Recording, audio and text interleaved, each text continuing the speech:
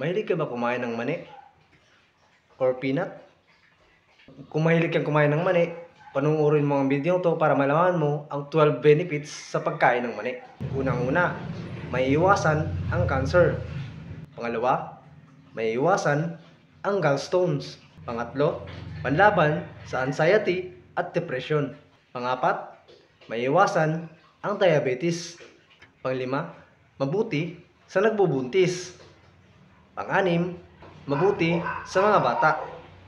It means, safe kainin kahit sa mga bata.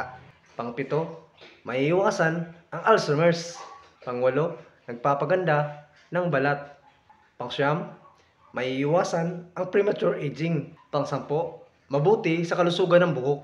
Pang-11, nakakatulong sa weight management. At pinakahuli, nag-i-improve ng memorya. Paalala, ang pagkain po ng mani ay dapat nasa tamang oras. Kumain lang po ng mani, pwede umaga hanggang sa hapon. Iwasan niyo pong kumain ng mani or peanut pagdating sa gabi. Huwag niyo pong kainin ang mani pagdating ng gabi, lalo na malapit na kayong matulog.